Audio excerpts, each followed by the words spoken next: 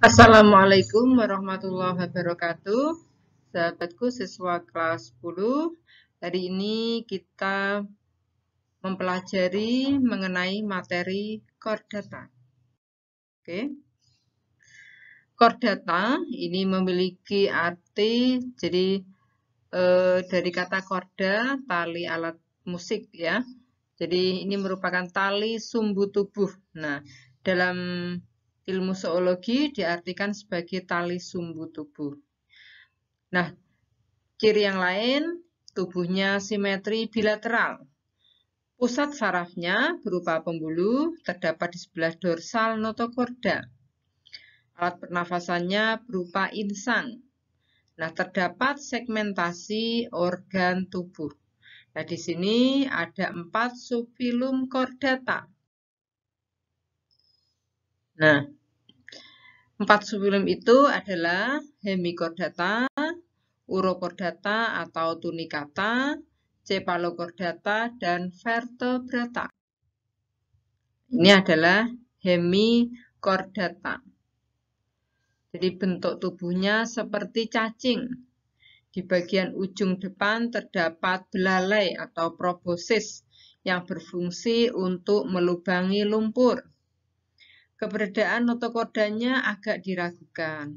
Tubuhnya terbagi atas 3 bagian, yaitu bagian belalai, leher, dan badan yang dilengkapi dengan celah insang. Semua anggota hemichordata hidup di laut. Contohnya adalah Saccoglossus dan Balanoglossus. Nah, ini adalah urochordata atau tunicata.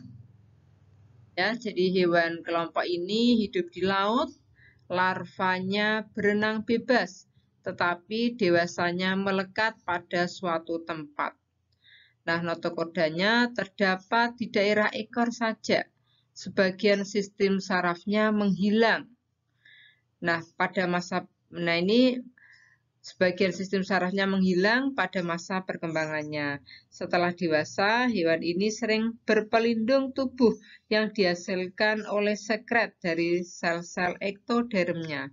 Kebanyakannya hidup secara koloni.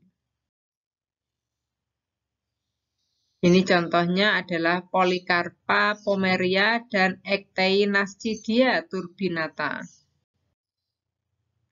Sekarang cephalochordata. Ya, cirinya adalah hidup bebas di laut sebagai nekton. Jadi nekton artinya hewan yang hidup bisa bergerak aktif ya di perairan. Tubuhnya bening, tembus cahaya atau transparan. Notochordanya tampak jelas dan sampai dewasa bagian ini tetap ada.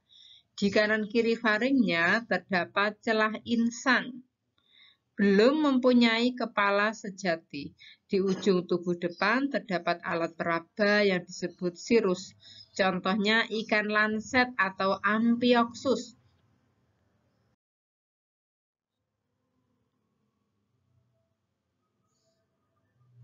Sekarang vertebrata. Vertebrata merupakan subfilum chordata yang derajatnya paling tinggi. Cirinya mempunyai ruas-ruas tulang belakang yang berfungsi sebagai sumbu dari sistem rangkanya. Mempunyai kranium atau tulang tengkorak sehingga sering disebut kranial. Tubuhnya simetris bilateral. Tubuhnya terlindungi oleh kulit, rangkanya berupa rangka dalam, telah dilapisi rongga badan. Pada tulang rangka melekat otot. Alat pencernaan terdiri dari saluran pencernaan dan kelenjar pencernaan. Nah, alat pernafasan ini ada 2 macam.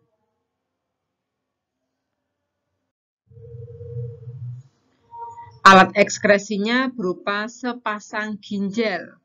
Alat peredarannya terdiri atas jantung dan pembuluh darah. Pada vertebrata terdapat kelenjar yang bertugas menghasilkan hormon yang langsung ditumpahkan ke darah. Susunan saraf terdiri dari susunan saraf pusat dan susunan saraf tepi. Vertebrata berkelamin terpisah atau dioecious. Jadi ada jantan, ada betina. Subfilum vertebrata. Ini ada agnata atau vertebrata yang tidak berahang, Chondrichthyes atau ikan bertulang rawan, Osteichthyes atau ikan bertulang sejati, amfibia atau golongan katak, reptilia atau hewan melata, aves atau golongan burung, serta mamalia atau hewan menyusui. Nah, ini ada agnata. Cirinya tidak memiliki rahang. Bentuk tubuh seperti ikan, namun tidak bersisi. Celah insangnya berjumlah 5 pasang atau lebih. Jantung memiliki 2 ruang. Kebanyakan parasit pada hewan lain. Ini contohnya ikan lamprey dan ikan hak. Sekarang Pisces. Ini ada Chondrichthyes. Rangka dalamnya terdiri atas tulang rawan, mulutnya telah memiliki rahang, celah insangnya terdapat di sisi kiri dan kanan faring, jantungnya mempunyai 2 ruang. Ini contohnya ikan hiu dan ikan pari. Osteichthyes, cirinya rangkanya tersusun atas tulang sejati. Tubuhnya terdiri atas kepala, badan, dan ekor. Celah insang di kanan kiri faring terlindungi oleh tutup insang. Tubuhnya terlindungi oleh kulit transparan dan berlendir. Alat gerak berupa sirip yang berpasangan. Suhu tubuh ikan selalu berubah-ubah sesuai dengan suhu lingkungan atau poikilotermik ya. Jantung ikan terdiri atas 2 ruang. Nah, ini. Misalnya pada Ganoidea, Dipnoid, Teleostei. Sekarang Ganoidea.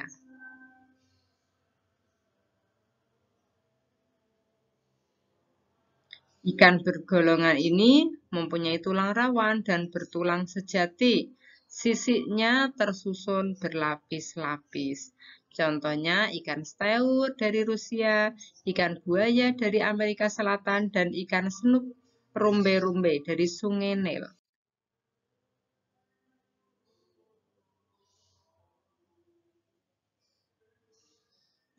Dipnoi.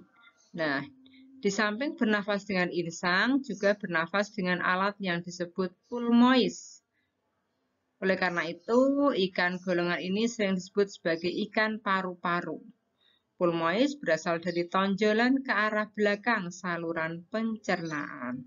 Contohnya ikan baramudi atau Neoceratodus forster. Ikan paru-paru dari Afrika atau Protopterus annectans, dan ikan karamura atau ikan paru-paru dari Amerika atau Lepidosiet paradoxa. Nah, ini. Teleostei Nah, ini mempunyai ciri-ciri ikan ini telah memiliki rangka dari tulang-tulang sejati sehingga sering disebut sebagai ikan bertulang sejati. Tipe sisinya umumnya sikloid atau stenoid. Ikan ordo ini paling besar jumlah jenisnya dan paling luas daerah sebarannya. Contohnya ikan mas atau Cyprinus carpio, ikan tawes atau Puntius javanicus, lele atau Clarias batrachus. Nah, ini contoh ikannya. Oke. Sekian. Terima kasih. Wassalamualaikum warahmatullahi wabarakatuh.